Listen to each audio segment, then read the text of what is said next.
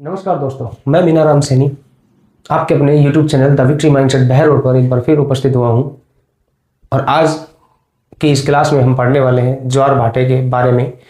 और ज्वार भाटे के बारे के अंत में हम पहले भी 2 क्लासों में रूबरू हो चुके हैं और उन पहली 2 क्लासों के अंतर्गत हमने बात की थी ज्वार भाटा क्या है, किस कारण से आता है, कौन इसके लिए जिम्मेदार हैं, सूर्य चंद्रमा का क्या योगदान है।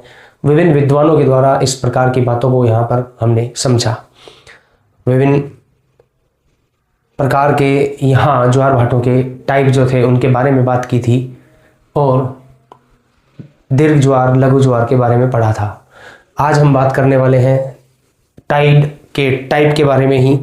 और इस टाइड के टाइप के अंतर्गत यहाँ पर आज बात करेंगे दैनिक ज्वार की और अर्धदैनिक ज्वार की। इसके बाद 3 और प्रकार हैं, मिश्रित ज्वार, अयनवर्तीय ज्वार और भूमध्य रेखीय ज्वार, उनके बारे में भी बात करेंगे। और फिर कुछ 1-2 फैक्ट हैं, उन फैक्टों को लेकर के यहाँ चर्चा करेंगे। तो सबसे पहले आइए समझते हैं हम यहाँ पर दैनिक ज्वार को कि दैनिक ज्वार क्या होता है।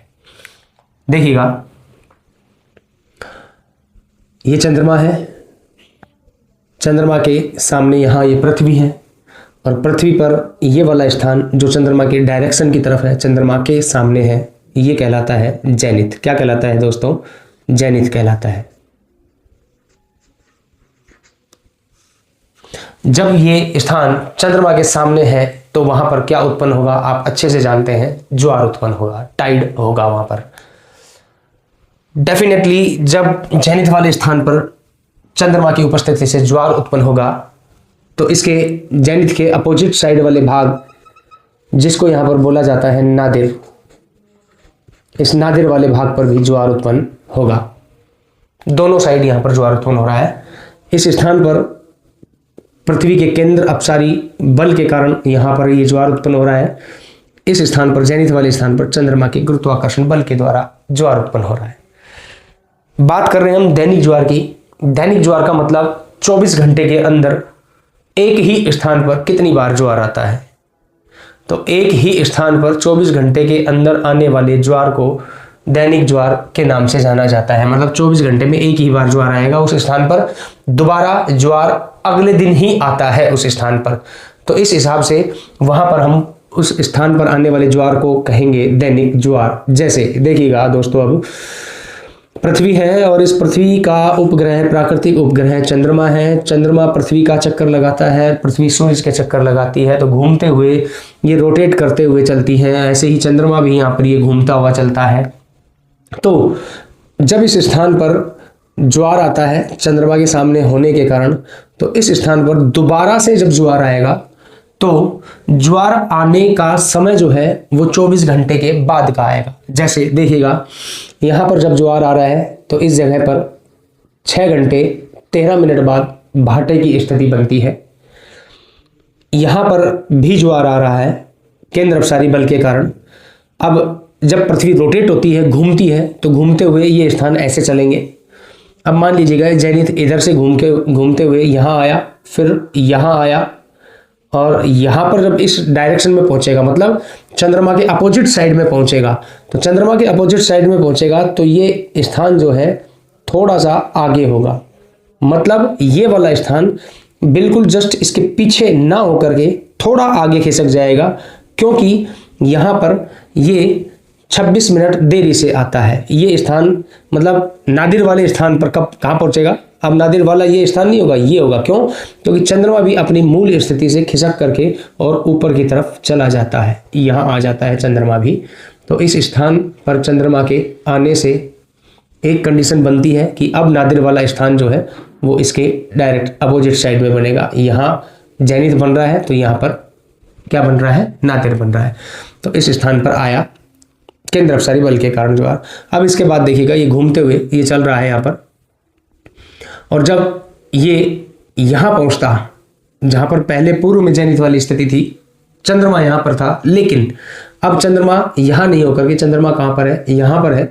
अब इस कंडीशन में क्या स्थिति बनती है कि यहाँ पर पहुँचेगा तो इसको, इस स्थान पर पहुँचेगा तो इसको 24 घंटे का समय लगेगा। कितने घंटे का समय लगा? 24 घंटे का समय लगा। किंतु यहां पर पहुंचने के लिए मतलब चंद्रमा के सामने, अब चंद्रमा यहां नहीं है, अब चंद्रमा कहां पर चला गया, यहां चला गया, ये घूम करके आया, ये स्थान, ये वाला स्थान घूम करके आया, इतने में ये चंद्रमा यहां से उठ करके इधर चला गया। तो चंद्रमा के सामने जस्ट पहुंचने में इसको अभी 52 मिनट का और समय लगेगा। तो अगली बार जब ज्वार उत्पन्न होगा इस स्थान पर, जेनिथ वाले स्थान पर, तो 24 घंटे और 52 मिनट का समय व्यतीत हो चुका होगा। इसलिए इस स्थान पर दोबारा से जब ज्वार आया तो 24 घंटे का समय बीत चुका था, मतलब एक दिन निकल चुका था। इस कारण से इस प्रकार के ज्वार दैनिक ज्वार के नाम से जाने जाते हैं। क्लियर दोस्तों। अब हम बात करेंगे यहाँ पर अर्धदैनिक ज्वार के बारे में। अर्धदैनिक ज्वार जो है वो कैसे होते हैं, जैसे इस स्थान पर चंद्रमा की उपस्थिति के कारण ज्वार उत्पन्न हुआ। क्या उत्पन्न हुआ? ज्वार उत्पन्न हुआ यहां पर जेनिथ वाले भाग पर। ये जेनिथ वाला भाग है, ये जेनिथ वाला भाग है। इस जेनिथ वाले भाग के ऊपर क्या उत्पन्न हुआ दोस्तों? ज्वार उत्पन्न हुआ। अब ये स्थान, पृथ्वी रोटेट करती है, घूमती है, तो घूमते हुए इधर ऐसे आती है घूम करके, और जस्ट इसके सामने आने में यानी कि नादिर वाले स्थान पर, इस जेनिथ वाले स्थान को पहुंचने में 12 घंटे का समय लगा। कितने घंटे का समय लगा? 12 घंटे का समय लगा। लेकिन इस 12 घंटे के दौरान में चंद्रमा भी अपनी मूल दिशा से विचलित होकर के आगे की तरफ बढ़ जाता है, और चंद्रमा अब आगे निकलने के साथ ये डायरेक्शन इसकी बनती है। तो यहाँ पर ये जेनिथ वाला पार्ट होगा, और यहाँ पर ये नादिर वाला भाग होगा। अर्थात ये जेनिथ वाला भाग यहाँ पर घूमते हुए आएगा तो 12 घंटे का समय लेगा, लेकिन जस्ट नादिर वाली कंडीशन में आएगा जब ज्वार उत्पन्न होगा यहाँ पर, तो यहाँ पर ये पहुँचेगा, और यहाँ पहुँचने के बाद इसको 26 मिनट का समय एक्स्ट्रा लग रहा है। चंद्रमा के सामने जेनिथ वाले भाग के अपोजिट डायरेक्शन में जब वो जेनिथ वाला स्थान पहुंचेगा तो 26 मिनट का एक्स्ट्रा समय लग रहा है।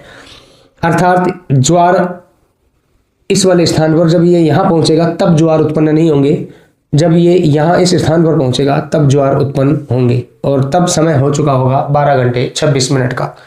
तो इस तरह से दिन में एक स्थान पर 2 बार ज्वार आए, एक बार यहाँ पर ज्वार आया, दूसरी बार इसी स्थान पर यहाँ पर ज्वार आया। तो इस प्रकार के ज्वार को अर्धदैनिक ज्वार के नाम से जाना जाता है। दोनों ही ज्वार और भाटों में उनकी ऊंचाई और नीचाई जो है उनमें समानता पाई जाती है। तो इस प्रकार के ज्वार भाटे जो है वो अर्धदैनिक ज्वार भाटे कहलाते हैं। इसके बाद देखिएगा दोस्तों, एक और प्रकार यहां पर हम पढ़ते हैं जिसको बोला जाता है मिश्रित ज्वार। मिश्रित ज्वार की यदि हम बात करें तो मिश्रित ज्वार जो है एक स्थान पर जब 2 बार ज्वार आते हैं, लाइक जैसे अर्धदैनिक ज्वार टाइप के, इधर भी एक बार आया ज्वार और फिर वापस इस स्थान पर भी ज्वार उत्पन्न हुआ। लेकिन जब जब भी उसमें ज्वार आता है एक स्थान पर, दोबारा जब ज्वार आता है तो उसके ज्वार के जल की ऊंचाई में दोनों बार अंतर देखने को मिलेगा। जैसे ये सागर है, पहला ज्वार आया, पहला ज्वार उत्पन्न हुआ, और ज्वार उत्पन्न होने पर जल का लेवल जो है कुछ यहां तक पहुंचा, लेवल 1। दूसरी बार फिर ज्वार आया, फिर ये क्या हुआ? शांत हुआ। शांत होने पर इसका वाटर लेवल जो है वो यहां तक चला गया। ये लेवल 1 की कंडीशन है। लेवल 2 की कंडीशन की बात करें, इसी के अंतर्गत हम बात करें, दोबारा से इसमें ज्वार आता है और दोबारा ज्वार उत्पन्न होता है, तो इसमें जल का लेवल जो है कुछ इस तरह से यहाँ तक उठता है जल, और वापस से ये नीचे चला जाता है। नीचे जाता है तो पिछली बार जो भाटा था उससे कम नीचा जा पाएगा ये, और यहाँ तक ये लेवल जाएगा। ये लेवल 2 की बात होगी, लेवल 2 यहां पर हो गया।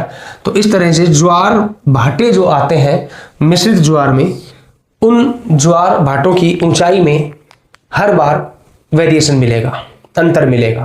पिछली बार का ज्वार भाटा जैसे 5 मीटर ऊंचा उठा, तो अब दोबारा से जब ज्वार भाटा आएगा तो हो सकता है वो 6 मीटर, 7 मीटर, 8 मीटर ऊंचा उठे, या हो सकता है वो 4 मीटर की ही ऊंचाई तक उठे, 3 मीटर की ही ऊंचाई तक उठे।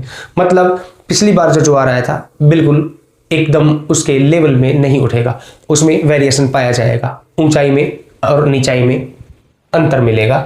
तो इस प्रकार के जो ज्वार होते हैं वो ज्वार कौन से कहलाते हैं दोस्तों? मिश्रित ज्वार कहलाते हैं। क्लियर है दोस्तों? अभी हम बात करेंगे एक और ज्वार की, एक और प्रकार की, और उस प्रकार को बोला जाता है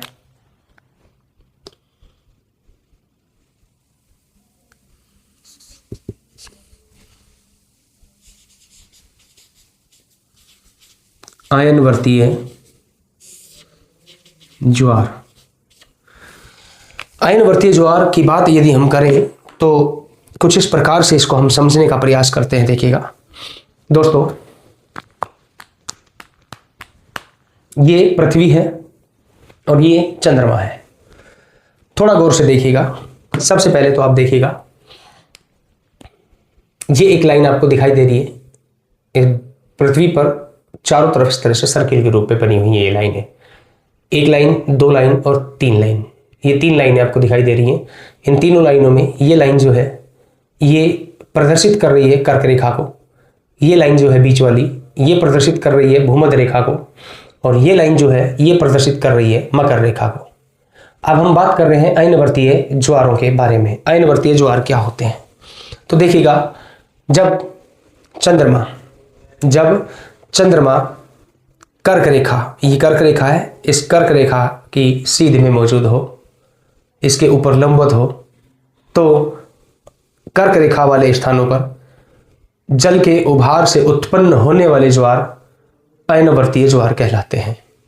जब कर्क उत्तरायण की स्थिति हो, मतलब चंद्रमा कर्क रेखा की तरफ हो, तो उत्पन्न ज्वार आयनवर्तीय ज्वार कहलाते हैं। और ऐसा ही सेम कंडीशन जब मकर रेखा की तरफ हो, मतलब मकर दक्षिणायन की स्थिति में चंद्रमा लंबवत इस तरह से मकर रेखा के ऊपर मौजूद हो, तो चंद्रमा के गुरुत्वाकर्षण बल से उत्पन्न जलीय ज्वार आयनवर्तीय ज्वार कहलाते हैं। आई थिंक आपके समझ में आया होगा। अब हम बात करेंगे एक और प्रकार के ज्वार की, और वो प्रकार है यहां पर भूमध्य रेखीय ज्वार। दोस्तों, यहां जैसा हमने अभी कर्क और मकर यानी कि आयनवर्तीय ज्वार के बारे में बात की, उसी प्रकार से ये चंद्रमा जब बिल्कुल भूमध्य रेखा के ऊपर लंबवत हो, तो चंद्रमा के गुरुत्वाकर्षण बल से पृथ्वी के महासागरीय जल में उठा उभार भूमध्य रेखीय ज्वार के नाम से जाना जाता है। भूमध्य रेखा पर जब चंद्रमा लंबवत रूप से चमकता है या मौजूद होता है, तो चंद्रमा के गुरुत्वाकर्षण बल से पृथ्वी के महासागरीय जल में उठे हुए उभार से आने वाले ज्वार भूमध्य रेखीय ज्वार कहलाते हैं। क्लियर है दोस्तों? अब देखिएगा, यहां ज्वार भाटे के अंतर्गत ही एक फैक्ट यहां हमें ध्यान रखना है कि विश्व में सर्वाधिक ऊंचाई पर ज्वार कहां पर आते हैं, मतलब जो सागर का जल है वो ऐसा किस स्थान पर है कि सबसे ऊंचा उठता है और फिर वो तट से टकराता है और फिर भाटे के रूप में वापस से समुद्र में जाता है।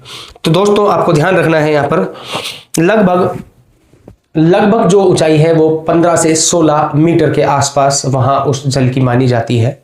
और वो स्थान जो है दोस्तों यूएसए के पास फंडी की खाड़ी में है, उत्तरी अमेरिकी महाद्वीप के पूर्वी तटीय किनारों के पास।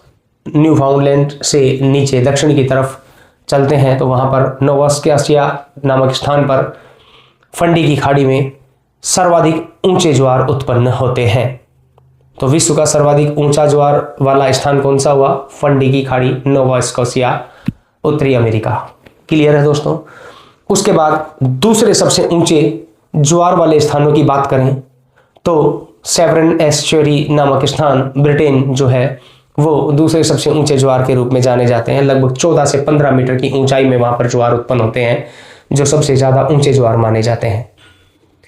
अगर हम भारत के तटीय इलाकों की बात करें तो भारत के तटीय इलाकों में खंबात की खाड़ी के पास वाले क्षेत्र, खंबात की खाड़ी के पास वाले क्षेत्र, ये क्षेत्र जो है, इसमें खंबात की खाड़ी में यहाँ एक तट का नाम है, उस तट को बोलते हैं ओखा, ओखा तट। तो यहाँ ओखा तट की यदि हम बात करें तो 2.7 मीटर से लेकर के 3 मीटर की ऊंचाई तक यहाँ ज्वार उत्पन्न होते हैं। या यूं कहें कि भारत में सर्वाधिक ज्वार की ऊंचाई 2 से 3 मीटर तक मानी जाती है। इतने ऊंचे ज्वार यहाँ पर उत्पन्न होते हैं। इसी के साथ साथ यहाँ पर देखिएगा, एक और इंपॉर्टेंट फैक्ट की बात करें, एक स्थान है और उस स्थान को बोलते हैं साउथैम्पटन। क्या कहते हैं दोस्तों? साउथैम्पटन के नाम से जाना जाता है, ब्रिटेन के अंतर्गत है साउथैम्पटन नामक स्थान। और इस स्थान के अंतर्गत यहाँ पर ऐसा कहा जाता है कि 24 घंटे के अंदर दिन भर में, एक दिन में 4 बार ज्वार उत्पन्न होते हैं। कितनी बार ज्वार उत्पन्न होते हैं? 4 बार ज्वार उत्पन्न होते हैं। और वो 4 ज्वार जो आते हैं, वो उनमें से 2 ज्वार तो इंग्लिश चैनल से आते हैं और 2 ज्वार जो है उत्तरी सागर से होकर के आते हैं। इसीलिए यहाँ पर 4 बार जो है ज्वार उत्पन्न होने की स्थिति बनती है। तो ये सवाल बने कि विश्व का सर्वाधिक ज्वार वाला स्थान कौन सा है?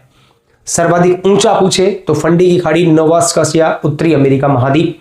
और सबसे ज्यादा बार, मतलब फ्रीक्वेंसी ज्वार की, बार बार ज्वार आ रहे हैं, 4 बार। कितनी बार आ रहे हैं दोस्तों यहाँ पर ज्वार? यहाँ पर 4 बार ज्वार आ रहे हैं। कितनी बार आ रहे हैं? 4 बार ज्वार की उत्पत्ति होती है। तो सबसे ज्यादा बार ज्वार कहां पर आते हैं? तो ध्यान रखिएगा दोस्तों, साउथैम्पटन के अंतर्गत आते हैं। तो ये कुछ फैक्ट थे, इन फैक्टों को भी आपने ध्यान रखना है। और इस तरह से हमारे ज्वार भाटे के प्रकारों को लेकर के हमने जो क्लास बनानी थी वो आप कंप्लीट हो गई है।